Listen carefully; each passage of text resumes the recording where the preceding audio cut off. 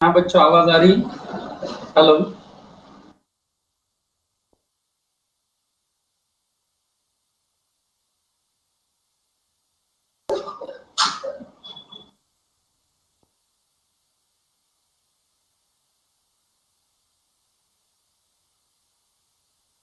Okay बच्चों, मैं अभी ब्रेक से पहले जाने से पहले बच्चों जो एक आइडिया दी थी मैंने, ट्रांसफर की राइट्स क्या। जब पार्टनर अपना इंटरेस्ट ट्रांसफर करता है तो जो व्यक्ति को वो ट्रांसफर करता है, ट्रांसफरी, उसको पार्टनरशिप फॉर्म में राइट्स क्या मिलेंगे? क्या उसे भी ओरिजिनल पार्टनर के जैसे ट्रीटमेंट मिलेगा कि कुछ अलग है? तो बच्चों, that is what we are going to discuss here now. Okay, तो ध्यान से सुनना है सभी को लेक्चर्स। बच्चों मैं रीड करके बता रहा हूँ,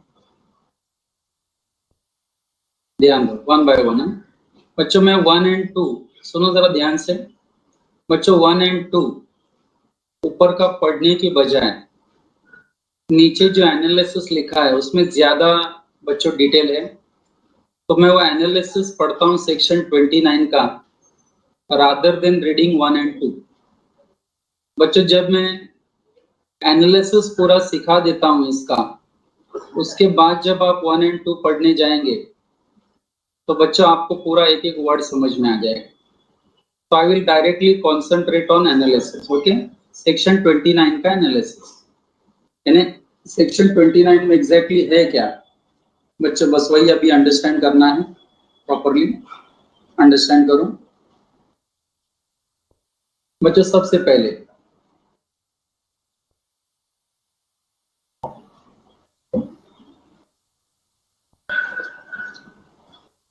a share in a partnership. बच्चों जैसे कि गिरीश का शेयर है कि नहीं A1 के पार्टनरशिप में, a share in a partnership is a transferable like any other property. बात सही है बच्चों? अगर मेरा एसेट्स प्रॉपर्टी अगर मैं किसी को सेल कर सकता हूँ, ट्रांसफर कर सकता हूँ, तो A1 के पार्टनरशिप में मेरा जो राइट है, शेयर्स है, वो भी मेरा एसेट प्रॉपर्टी है, उसे भी मैं किसी को चाहूँ तो ट्रांसफर कर सकता हूँ। Don't you think so? A share in partnership is transferable like any other property, but बच्चों बीच में बट आ गया, but as the partnership relationship is based on mutual confidence, इसको मैं क्या वर्ड यूज करता था, mutual trust and confidence, the assignee of partners interest by sale, mortgage or otherwise cannot enjoy the same rights and privileges as original partner।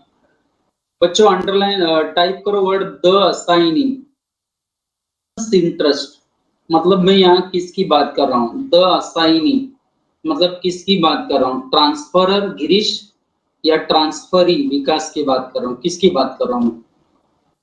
The assignee of partners interest by sale, mortgage और otherwise cannot enjoy the same rights and privileges as original partner. किसकी बात कर रहा हूँ बच्चों में? Transferee की बात कर रहा हूँ। Yes, you are absolutely right, transferee की बात कर रहा हूँ। असाइनी मतलब यहाँ ट्रांसफरी। अब बच्चों ये ट्रांसफरी बच्चों अराइज हो सकता है क्योंकि मैंने प्रॉपर्टी बेची। बच्चों ट्रांसफरी का रोल वहां पर भी आ सकता है, असाइनी का रोल, अगर मैं मेरा राइट्स न बेचकर मॉर्गेज कर दूं, बरोबर है, चाहे मैं मॉर्गेज करूं चाहे सेल करूं, जो व्यक्ति मेरे से ये लेने वाला है आप उसको ट्रांसफरी बोलो या असाइनी बोलो, बात एक ही।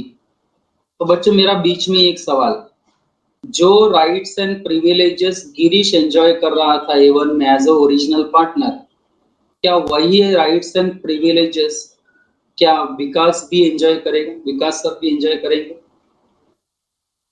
क्योंकि वो असाइनी है, ट्रांसफरी है। The answer is no. कुछ तो फर्क होगा ना बच्चों, कुछ तो डिफरेंस होगा कि नहीं?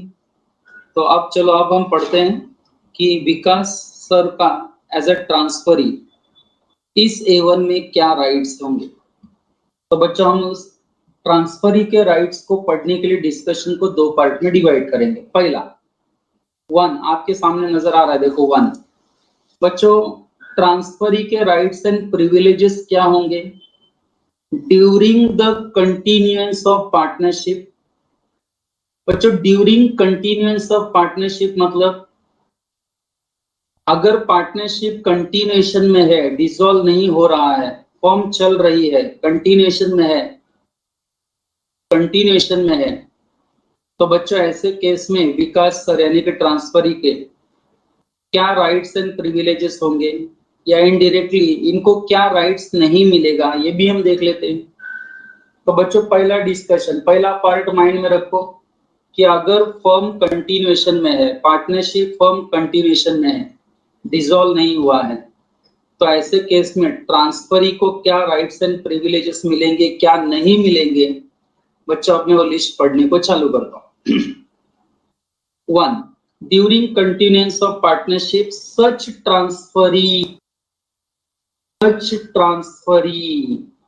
is not entitled to, पढ़ो क्या, is not entitled to a interfere with the conduct of business. What do you mean by this? Vikas sir is not entitled to interfere मतलब he has no right to take part in the conduct of the business. Day to day activities में बच्चों interfere नहीं मिलेगा। He is not supposed to interfere in day-to-day activities of the business. ये right इनको नहीं मिलेगा। बच्चों ये राइट गिरीश था तब उसको था क्या? गिरीश जब ओरिजिनल ओनर था तो क्या उसको ये था right?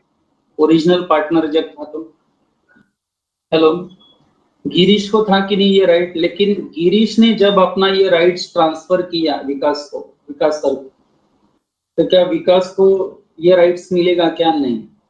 Vikas is not entitled या Vikas is not having any right to interfere with the conduct of business. Second, बच्चों ऊपर का लाइन कॉमन रखो, such transfer is not entitled to require accounts. अगर विकास सर चाहते हैं कि उन्हें books of accounts go through करना है, उनको इंस्पेक्ट करना है, उनको इस अकाउंट्स का कॉपी लेना है, तो ये भी लेने का उनको अलाउड नहीं है। बच्चे ये भी लेने का अलाउड नहीं है। बच्चे ये लाइन पे जरा ध्यान दो, मैं क्या लिख रहा है, देखो ऊपर जो है बोल्ड लेटर में किया दिखा। तो बच्चों सच ट्रांसफर इज नॉट एंटाइटल्ड, जिस ओरिजिनल पार्टनर ने अपना राइट्स जिस व्यक्ति को बेचा है उस व्यक्ति को day to day activities of business में इंटरफेयर करने को नहीं मिलेगा, यानी कि पार्ट लेने को चांस नहीं है। वो चाहे तो बुक्स ऑफ अकाउंट्स मांगे तो नहीं मिल सकता, चेक करना चाहे बुक्स ऑफ अकाउंट्स तो सवाल ही नहीं देने का, एंड कॉपी तो देंगे ही नहीं उसको। लेकिन बच्चों उसको राइट्स क्या है? कुछ तो राइट्स है ना बच्चों, पैसा लेकर अगर आया है, देकर आया है, तो कुछ तो राइट्स मिलेगा ही। तो क्या बच्चों he is only entitled to receive the share of profits of transferring partner. बच्चों सीरियसली बोलो, ये लाइन क्लियर हुआ? He is only entitled to receive the share of the profits of transferring partner. Girish जब original partner था तो गिरीश को जो share of profit मिलता था वही एंड उतना ही शेयर ऑफ प्रॉफिट लेने का विकास सर को भी राइट्स मिलेगा। He is only having right to entitle, बरोबर है? He is only having right to receive share of profits, जो share of profits Girish as original partner को मिलता था वही share of profits ट्रांसफरी को भी मिलेगा, ये लेना उसका राइट होगा। And he is bound to accept the profits. बच्चों देखो sentence, and he is bound to accept the profits as agreed to by the partners. मतलब जो पार्टनर्स ने एग्री किया है वही प्रॉफिट्स इसको दिया जाएगा। इसका मतलब मुझे प्रॉफिट कम मिला है, ज्यादा मिला है, बच्चों इसके लिए transferee partner books of accounts को चैलेंज नहीं कर सकता। He cannot challenge the accounts. बराबर है। मान लो बच्चों गिरीश का प्रॉफिट शेयरिंग रेशियो मान लो 2:2:1 था, उसमें 1 रेशियो गिरीश का था, तो बाकी पार्टनर्स फिर विकास सर को क्या प्रॉफिट शेयरिंग रेशियो रखेंगे बताओ? 2:2:1 ही देंगे ना बच्चों, 1 के हिसाब से ही देंगे ना प्रॉफिट। हेलो, वो 1 के हिसाब से ही बच्चों उनको प्रॉफिट लेने का राइट्स है। एंड बच्चों के हिसाब से जब प्रॉफिट शेयर किया गया तो बाकी दो पार्टनर्स ने विकास सर को मान लो 1 लाख रुपया प्रॉफिट दिया। अब 1 लाख रुपया विकास सर को कम लग रहा है, तो क्या वो इसके लिए अकाउंट्स चैलेंज कर सकते हैं कि मुझे अकाउंट्स दो, कि मुझे लगता है इससे प्रॉफिट ज्यादा होगा, आप मुझे कम दे रहे हैं? नो बच्चों, उसे बुक्स ऑफ अकाउंट्स चैलेंज करने को नहीं मिलेगा, उसको एक ही राइट मिलेगा। कोई बताएगा क्या राइट मिलेगा? अगर पार्टनरशिप फर्म कंटिन्यूएंस में है, चल रही है, डिसॉल्व नहीं हुए हैं, तो बताओ जरा ट्रांसफरी को कौन सा एक ही राइट मिलेगा? राइट मिलेगा, चलो कम ऑन टाइप, कौन सा एक राइट मिलेगा? जो share of profit original partner को मिलता था वही शेयर ऑफ प्रॉफिट ट्रांसफरी को भी मिलेगा, एंड ये लेना उसका राइट। अलावा अगर वो कहे कि मैं डे टू डे एक्टिविटीज में पार्ट लूंगा तो ये राइट उसको नहीं दिया जाएगा। वो कहे मुझे बुक्स ऑफ अकाउंट्स देखने हैं, चेक करने हैं, चैलेंज करने हैं, तो ये बच्चे ये हो गया right during continuance of partnership. बच्चों सीरियस मोड पे बोलो, have you understood my first part? Rights of transferee during continuance of partnership, and बच्चों he gets only one right to receive share of profit, and only that share of profit for which original partner was entitled, जिसके लिए original partner entitled, उसके अलावा और कोई rights इनको allowed नहीं। Hello hello hello बच्चों, क्लियर हो गया? जरा रिस्पांस दो यस नो में, आपका यस नो का रिस्पांस। नो बोलेंगे तो I will again like to explain again, yes बोलेंगे तो मैं समझ जाऊंगा, चलो क्लियर है आपको, आगे बढ़ जाऊंगा मैं। बाकी बच्चों को नहीं समझा क्या? मुझे अभिशंकर ने यस लिखा है। बच्चा एटलीस्ट वाई टाइप करो, हाँ पूरा नहीं टाइप करना है तो वाई एन ऐसा टाइप करो, थोड़ा रिस्पॉन्स। जहां मैं पूछू ना बच्चों, मैं रुक कर अगर पूछ रहा हूँ तो मतलब मुझे ज्यादा टेंशन है उसका, आपसे ज्यादा मुझे ज्यादा टेंशन है कि बच्चों को समझा के नहीं मेरे। ओके चलो बच्चों, अभी मैं दूसरा पॉइंट इनको समझाता हूँ कि ट्रांसफरी के राइट्स क्या होंगे अगर फर्म डिसॉल्व हो जाती है या ट्रांसफरिंग पार्टनर रिटायरमेंट ले लेता है।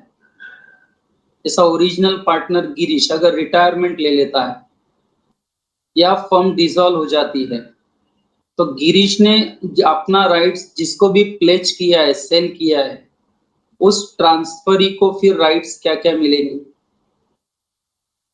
ऑफ पार्टनरशिप उसको क्या राइट्स मिलेगा वो अभी अभी हम पढ़ के आ रहे हैं।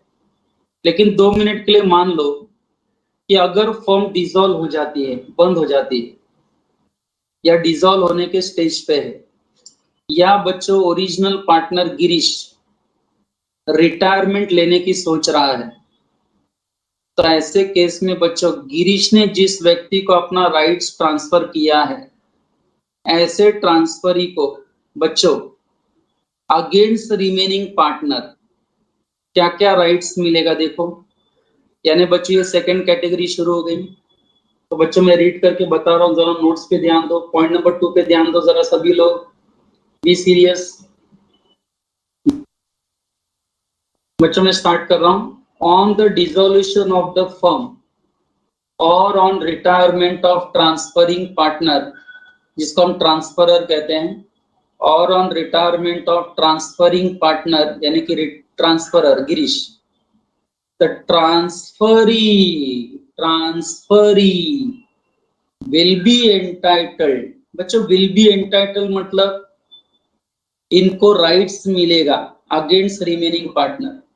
ट्रांसफरी को क्या राइट्स मिलेगा against remaining partner on dissolution of firm?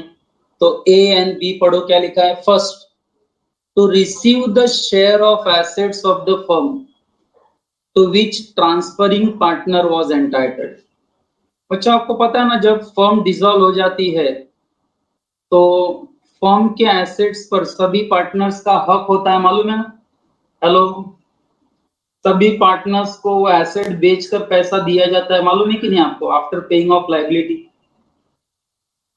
तो बच्चों फर्म डिसॉल्व होने के बाद ओरिजिनल पार्टनर गिरीश, इसको जो राइट मिलेगा, right to receive share of asset of the firm, वही राइट ट्रांसफरी को भी मिलेगा। बराबर है, जो ओरिजिनल पार्टनर को मिलेगा right to receive share in the assets of the firm, वही राइट ट्रांसफरी को भी मिलेगा। तो बच्चे एक बार फिर रीड कर रहा हूं, the transferee will be entitled against remaining partner to receive the share of the assets of the firm to which transferring partner was entitled. And बच्चे इसके साथ एक दूसरा भी राइट्स मिलेगा, and for the purpose of ascertaining the share, and बच्चों इस share of assets जिसमें उसको राइट है लेने का, इस शेयर को असर्टन करने के लिए बच्चों ये ट्रांसफरी चाहे तो बुक्स ऑफ अकाउंट्स मांग सकता है, चेक कर सकता है, लेकिन इसको बुक्स ऑफ अकाउंट्स चेक करने को मिलेगा स्टार्टिंग से या फ्रॉम डेट ऑफ डिसोल्यूशन। चलो टाइप करो, इन्हें बुक्स ऑफ अकाउंट चेक करने को मिलेगा, लेकिन स्टार्टिंग से बुक्स ऑफ अकाउंट चेक करने मिलेगा कि only from the date of dissolution? Only from the date of dissolution. तो बच्चों आपको समझ में आया कि अगर फ्यूचर में फर्म डिसॉल्व हो जाती है तो फर्म के डिसॉल्व होने पर बच्चों ट्रांसफरी को क्या राइट्स मिलेगा? सीरियसली बताओ, you understood both the rights? Future में फर्म डिसॉल्व हो गया तो ट्रांसफरी को क्या राइट्स मिलेगा? क्लियर हुआ बच्चों? पहला right, is entitled to receive share of assets of the firm, बरोबर है, वही share of assets of the firm जिसके लिए original partner was entitled. And दूसरा बच्चों, ये share of assets of the firm determine करने के लिए, असर्टन करने के लिए बच्चों ट्रांसफरी चाहे तो बुक्स ऑफ अकाउंट्स चेक कर सकता है, लेकिन उसको ये बुक्स ऑफ अकाउंट्स चेक करने को स्टार्टिंग से नहीं मिलेगा, only from the date of dissolution मिलेगा। बच्चों विद दिस मैं तो ऐसा डिक्लेयर कर सकता हूं कि I have completed section 29। Very very very important section 29 को बच्चों मैंने कंप्लीट कर दी। अब इस सेक्शन 29 के एंड में बच्चों एक सेक्शन 31 का हवाला देते हुए उन्होंने कुछ बताया। बच्चों सेक्शन 31 30 के बाद थोड़ी देर में आ जाएगा, लेकिन 29 सेक्शन के रिलेशन में सेक्शन 31 का कुछ हवाला देना बच्चों, वो मैं रीड करके बताता हूं आपको। लास्ट पैराग्राफ जरा कॉन्सेंट्रेट करो बच्चों। अब मुझे ये बताओ, मैं जो लास्ट पैराग्राफ पढ़ रहा हूं जिसकी शुरुआत हो रही है देखो, बाय वर्च्यू ऑफ सेक्शन 31, मुझे बताओ क्या मैं सेक्शन 29 पढ़ा रहा हूं अभी आपको? टाइप करो बच्चों। अब मैं जो लास्ट पैराग्राफ पढ़ रहा हूं क्या उसमें मैं सेक्शन 29 पढ़ा रहा हूं आपको? राइट्स क्या है, प्रिविलेजेस क्या है, ऑन कंटिन्यूएंस ऑफ पार्टनरशिप और on dissolution of partnership? No, वो मैं पढ़ा चुका हूं। सेक्शन कहता है इसके रिलेशन में सेक्शन 31 नाम का जो सेक्शन है वो ट्रांसफरी के राइट्स को लेकर कुछ अलग कहता है। कुछ क्या कहता है वो मैं बच्चों लास्ट पैराग्राफ में रीड करके बता रहा हूं।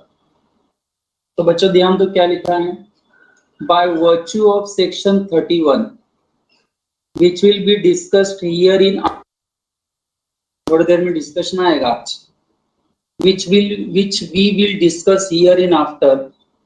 क्या कहता है बच्चों सेक्शन 31 देखो, no person can be introduced as partner in the firm without consent of all partners। Do you agree with this line? किसी भी पार्टनर को एडमिट करना है अगर पार्टनरशिप फर्म में, किसी भी नए व्यक्ति को एज अ पार्टनर एडमिट करना है, इंट्रोड्यूस करना है पार्टनरशिप फर्म में, तो बच्चों majority of partners will take decision या all the partners will take decision? That is my question. Majority of partners will take decision, partners will take decision. बच्चों always all, and ये आपने मुझे पहले भी आंसर टाइप करके बताया है, इसलिए बच्चों मैं यहाँ बिल्कुल नहीं पूछूंगा समझा कि नहीं, सबको समझा है मुझे मालूम. फिर बच्चों बाद में क्या लिखा है, partner can not by transferring his own interest make anybody else partner in his place. पढ़ाई के लिए मेहनत तो सब करते हैं, लेकिन स्मार्ट स्टडी कौन करता है? प्री एग्जाम ऐप के साथ बनाइए अपनी तैयारी super smart. Pre exam app देता है वाइड रेंज के एग्जाम्स की तैयारी, जैसे JEE, NEET, CAT, CA foundation, CS seat, banking, railway, SSC, MBA entrance, SYJC, com, TYBCom और भी बहुत कुछ. Chapter wise tests and mock tests, detailed performance analysis, और अब तैयारी होगी एकदम परफेक्ट. कहीं भी कभी भी पढ़ाई करें. और एक विशाल क्वेश्चन बैंक आपकी तैयारी को बनाए आसान. इंस्टेंट इवैल्यूएशन से तुरंत जानिए अपनी परफॉर्मेंस और पाएं पर्सनलाइज्ड फीडबैक. तो अब देरी किस बात की? प्री एग्जाम ऐप डाउनलोड करें और अपने नाम से रजिस्टर्ड करें और एक विशाल क्वेश्चन बैंक बिल्कुल फ्री और अपनी सफलता की कहानी लिखें. लिंक डिस्क्रिप्शन में है. प्री एग्जाम ऐप स्मार्ट तैयारी का साथी. बच्चे ये भी सही है, गिरीश अपना A1 का जो राइट्स है, पार्टनरशिप राइट्स है, वो गिरीश किसी भी व्यक्ति को ट्रांसफर नहीं कर सकता एंड अपने जगह पे उसे पार्टनर नहीं बना सकता जब तक इसके लिए बाकी पार्टनर्स एग्री ना हो. अब बच्चों मान लो 10 साल से मैं पार्टनर था A1 में. अब मैंने क्या बोला बाकी पार्टनर्स को कि मैं अब अगले महीने से एज अ पार्टनर मैं निकल जाऊंगा एंड मेरी जगह पर विकास सर अब पार्टनर का रोल प्ले करेंगे. तो मेरे बोलने पर just because it is my right मैंने विकास सर को ये ट्रांसफर कर दिया. बट क्या लगता है आपको ये आगे चलेगा ऐसा? मैं किसी को एज अ पार्टनर मेरी जगह पे अपॉइंट कर सकता हूं? तो बच्चों आंसर यस भी है, नो भी है. आंसर है यस. अगर इस नए पार्टनर को एक्सेप्ट करने के लिए बाकी पार्टनर्स तैयार हैं तो A1 के सारे पार्टनर्स का अगर कंसर्न मिलता है तो बच्चों मैं मेरी जगह पे विकास सर को A1 का पार्टनर बना सकता हूँ. हेलो हेलो, समझ में आया सबको? हेलो,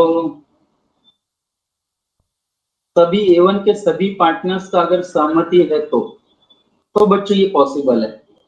तो लिखा भी देखो, partner can not by transferring his own interest make anybody else as a partner in his place unless the other partners agree as partner.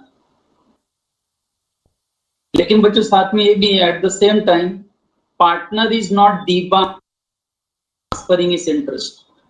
लेकिन साथ में बच्चे ये भी है, एक पॉइंट उठता है कि अगर एक पार्टनर ने भी ऑब्जेक्शन उठाया तो इसका मतलब गिरीश अपने जगह विकास को अपॉइंट नहीं कर सकता. बरोबर है, ऐसा मतलब निकलता है. लेकिन बच्चों बाद में ये भी माइंड में आता है कि गिरीश का A1 में जो राइट्स है वो उसका एसेट है जो गिरीश कभी भी किसी को भी बेच सकता है. बरोबर है. तो बच्चे ये भी एक आर्गुमेंट निकलता है यहाँ पर. So at the same time, partner is not debarred from transferring his interest. बरोबर है. A partner's interest in the partnership can be regarded as existing interest and tangible property which can be assigned. बच्चे गिरीश का A1 में जो interest है ना, partnership interest है, वो गिरीश का बच्चों एक प्रकार से एसेट प्रॉपर्टी है एंड गिरीश इस एसेट प्रॉपर्टी को जिसे चाहे ट्रांसफर कर सकता है, असाइन कर सकता है. बरोबर है. तो बच्चों यहाँ सेक्शन 31 का हवाला दे, आगे वापस आएगा सेक्शन 31, तो बच्चों वापस पढ़ लेंगे. लेकिन अब मुझे सेक्शन 29 एंड सेक्शन 31 हमने कवर किया। अच्छा, नेक्स्ट हेडिंग आपको क्या लगता है? आपको लगता नहीं इसके बारे में आप ऑलरेडी पढ़ चुके हो इंडियन कॉन्ट्रैक्ट एक्ट में माइनर के बारे में?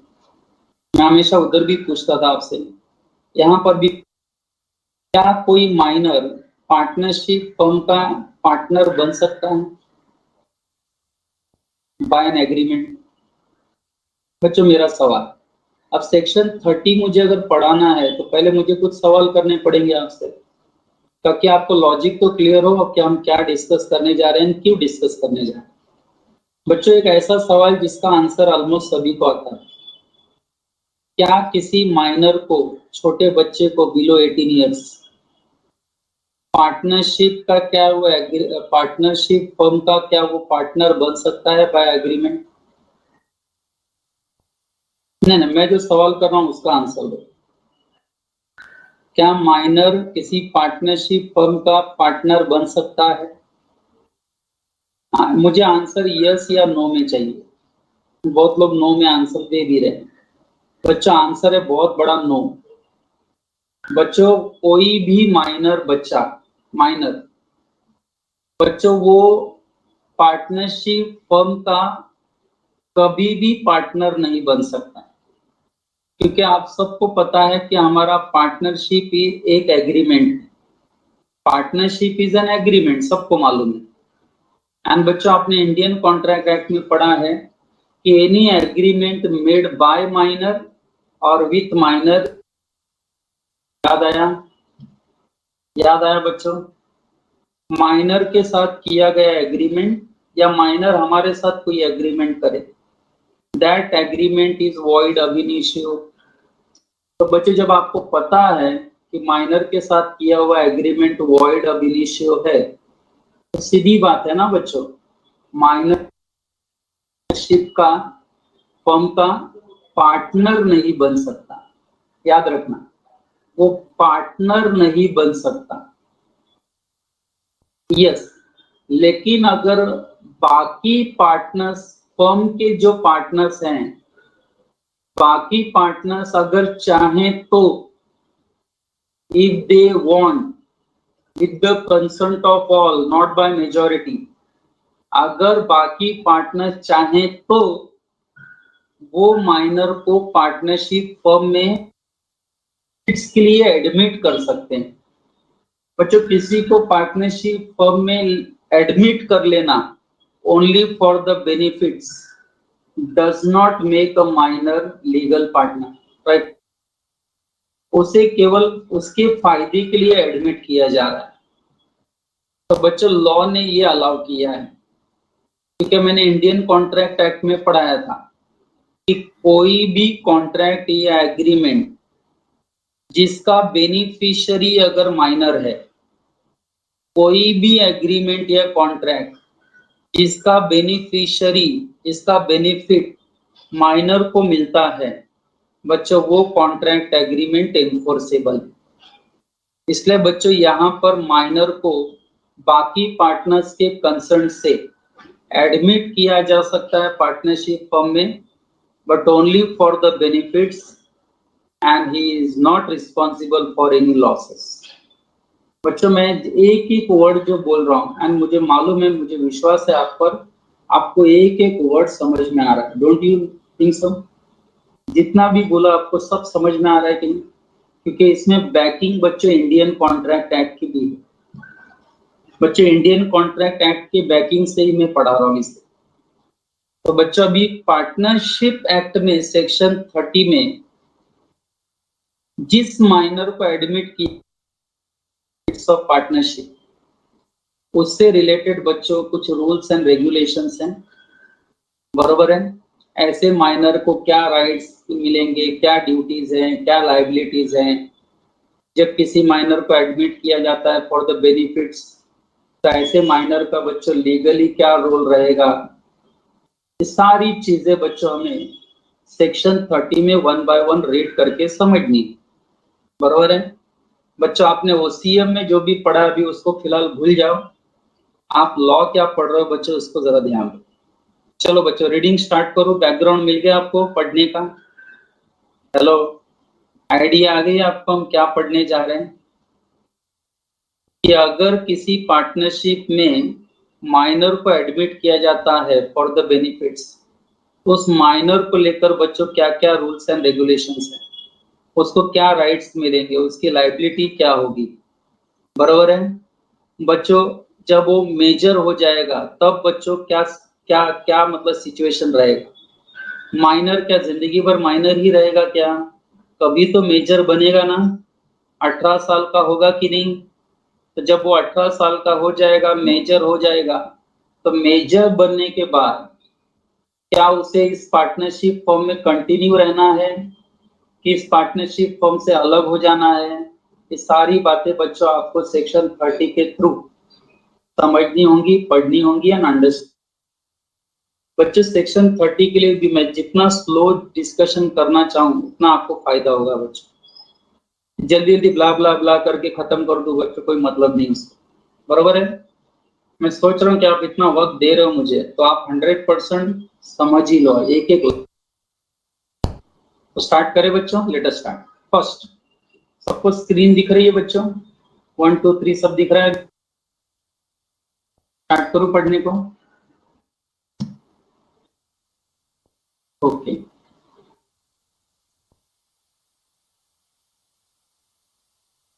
Concentrate student. बच्चों क्या लिखा है? First one, a person who is minor according to the law. बराबर, लॉ के हिसाब से एक व्यक्ति जो माइनर है यानी 18 साल से कम है, तो which he subject may not be a partner in the firm. सीधा लिखा है देखो, माइनर पर्सन कभी भी पार्टनर नहीं बन सकता फर्म में, याद रखना, क्योंकि partnership is an result of agreement and minor agreement करेगा तो वॉइड होता है हमेशा, पता ही आपको। इसलिए माइनर पर्सन कभी भी फर्म का पार्टनर नहीं बन सकता। But of all partners for the time भी, वो भी कुछ समय के लिए, but with the consent of all the partners for the time being, he may be admitted to the benefits of partnership. अब फर्स्ट पॉइंट तो मुझे 100% का 200% समझ में आ गया है। Second point, such minor has right. बच्चों ऐसा माइनर जिसको एडमिट किया गया है पार्टनरशिप में फॉर द बेनिफिट्स, इसके राइट्स के बारे में बच्चों क्या बात हो रही है देखो। Such minor has right to such share of property and of the profits of the firm as may be agreed upon. अब बच्चों जिस माइनर को एडमिट किया गया है पार्टनरशिप में फॉर द, उसको बच्चों प्रॉफिट में कितना शेयर मिलेगा एंड पार्टनरशिप प्रॉपर्टी में उसका कितना शेयर होगा, बच्चों ये एग्रीमेंट से ही होगा, ये एग्री किया जाएगा। बाकी पार्टनर्स उसके साथ जो एग्री करेंगे उसके हिसाब से इसको मिलेगा। अब बच्चों ये एग्रीमेंट पॉसिबल है के लिए? Don't you think so? बच्चों right to receive share in the property and right to receive share in the profits of the firm, don't you think so minor का बेनिफिट है ये? हेलो, माइनर का benefit है कि नहीं है?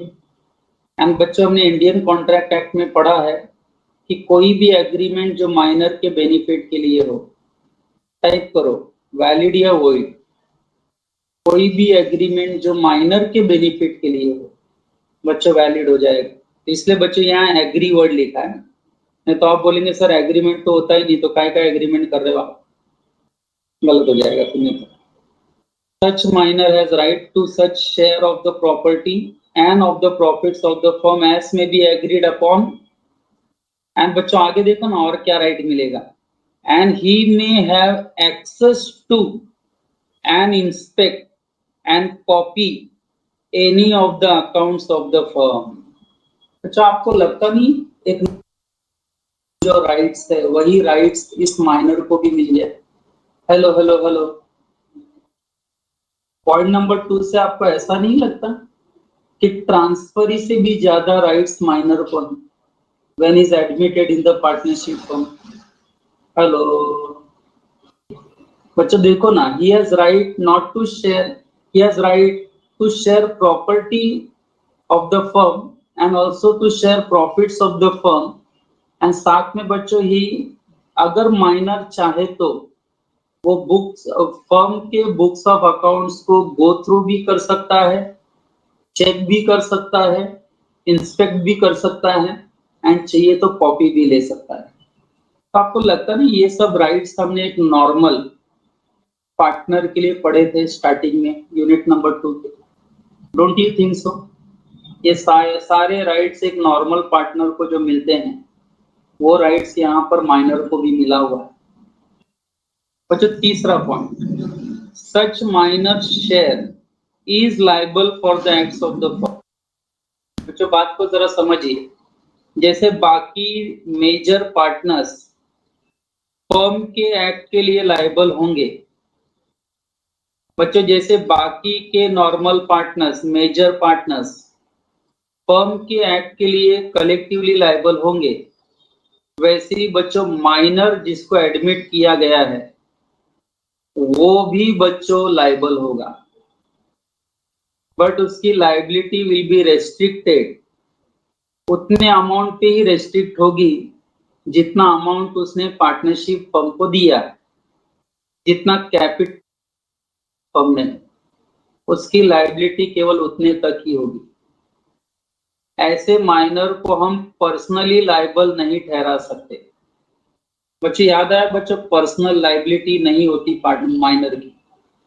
बच्चों मैं एक लाइन बोलता हूं, देखो आई थिंक आपको समझ में आ जाएगा।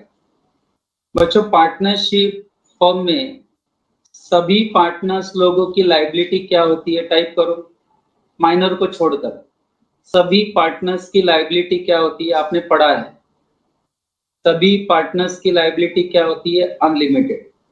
अब बच्चों अगर आप अनलिमिटेड आंसर मुझे दे रहे हो तो मुझे ये भी बता दो अनलिमिटेड लायबिलिटी का क्या मतलब हुआ, अनलिमिटेड लायबिलिटी का क्या मतलब हुआ बच्चों? अनलिमिटेड लायबिलिटी मतलब अगर थर्ड पार्टी को पार्टनरशिप फर्म या पार्टनर्स के वजह से लॉस होता है तो बच्चों पार्टनर्स की पर्सनल प्रॉपर्टी भी यूज की जाती है। याद रखो मैंने क्या कहा, हर पार्टनर की पर्सनल प्रॉपर्टी अटैच की जाती टू पे the debts of the firm. Firm का डेब्ट्स पे करने के लिए बच्चों हर पार्टनर की पर्सनल प्रॉपर्टी भी बेची जाएगी, can be attached, that is called unlimited liability of partner. अब बच्चों मैं पॉइंट नंबर 3 पढ़ाने जा रहा हूं, वापस जरा ध्यान दो। बच्चों जब भी माइनर को एडमिट किया जाता है ना पार्टनरशिप फर्म में, तो माइनर की लायबिलिटी जो है वो लिमिटेड हो जाती है। टाइप करो, सभी पार्टनर्स की लायबिलिटी अनलिमिटेड लेकिन माइनर की लायबिलिटी लिमिटेड। मतलब क्या, माइनर की लायबिलिटी लिमिटेड, इसका क्या मतलब हुआ, माइनर जिसको बेनिफिट्स के लिए बच्चों लिया गया है उसकी लायबिलिटी लिमिटेड, इसका क्या मतलब हुआ, क्या उसकी पर्सनल एसेट्स को अटैच किया जाएगा? नो बच्चों, he will be liable only to the extent of his share in the firm. उसका पार्टनरशिप फर्म में जितना शेयर है उसकी लायबिलिटी सिर्फ वहीं तक रहेगी, उसको पर्सनल प्रॉपर्टी उसकी अटैच नहीं की जाएगी। यानी माइनर थर्ड पार्टी के लिए कभी भी पर्सनली लायबल नहीं होगा। माइनर थर्ड पार्टी के रिलेशन में पर्सनली कभी भी बच्चों पर्सनली कभी भी लायबल नहीं होगा। उसकी लायबिलिटी केवल उसके शेयर तक लिमिटेड है। उसने पार्टनरशिप फर्म में जो भी कैपिटल इन्वेस्ट किया होगा या उसका जो भी शेयर है पार्टनरशिप फर्म में, उसकी लायबिलिटी केवल वहीं तक होगी, पर्सनली उसको कभी भी लायबल ठहराया नहीं जा सकता। चलो बच्चों जरा रिस्पॉन्स सेक्शन 30 का 1, 2, 3 तीनों पॉइंट समझा, बच्चों रिस्पॉन्स, क्विक रिस्पॉन्स। सेक्शन 30 का 1, 2, 3 तीनों पॉइंट सभी को समझा? मैं कितना आराम से पढ़ा रहा हूँ बच्चों, आप देख ही रहे हो। आप वापस इसको रीड करेंगे बच्चों तो आपको समझना जरूरी है इसको। चलो बच्चों पॉइंट नंबर 4 देखो क्या लिखा है। पॉइंट नंबर 4 बच्चा अभी थोड़ा लेवल बढ़ते जाएगा, ध्यान देना अच्छे से।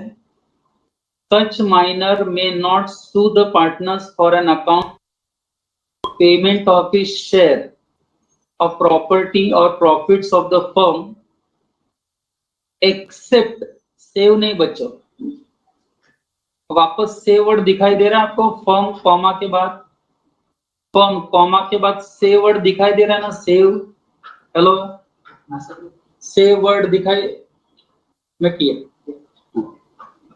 सेव वर्ड दिखाई दे रहा है बच्चों?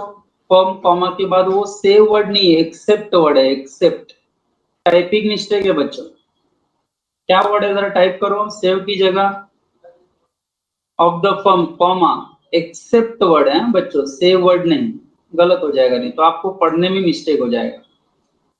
तो बच्चों भी मैंने समझाया नहीं, एक्सेप्ट वाला मानव वो हम लेते हैं, वो एक्सेप्ट नहीं, एक्सेप्शन वाला except. Okay Manav, okay okay okay, no problem. ठीक, तो बच्चों अभी मैं क्या कह रहा हूं जरा देखो। माइनर को जो यूज करना है बच्चों, कब एंड कैसे यूज करेगा जरा देखो। सेक्शन 48 का हवाला देते हुए इसको बताया गया है बच्चों, ध्यान से सुनना जरा मैं क्या कह रहा हूं। Such minor may not sue the partner for accounts or payment of his share of property or profits of the firm except when severing his connection with the firm. बच्चों do you know what is severing? मैंने cell of goods act में पढ़ाया था, severed before sale or under contract of sale. When severing his connection with the firm मतलब जब firm के साथ वो अपना कनेक्शन तोड़ देता है, जब पार्टनरशिप फर्म से वो निकल जाता है, severing his connection with the firm. मान लो बच्चों मैं अगले साल A1 के साथ मेरे कनेक्शन सीवियरिंग कर रहा हूं, मतलब कट कर रहा हूं, यानी अगले साल से मैं A1 में पार्टनर नहीं रहूंगा, एग्जाम्पल चल रहा है ना बच्चों। That means Girish is severing his connection with the firm. बच्चों वर्ड क्लियर हुआ, severing his connection with the firm। तो बच्चों मैं लाइन को समझाता हूं वापस। बच्चों जो माइनर को एडमिट पार्टनरशिप फर्म में, जिस माइनर को एडमिट किया गया है पार्टनरशिप फर्म में, वो बाकी पार्टनर्स पर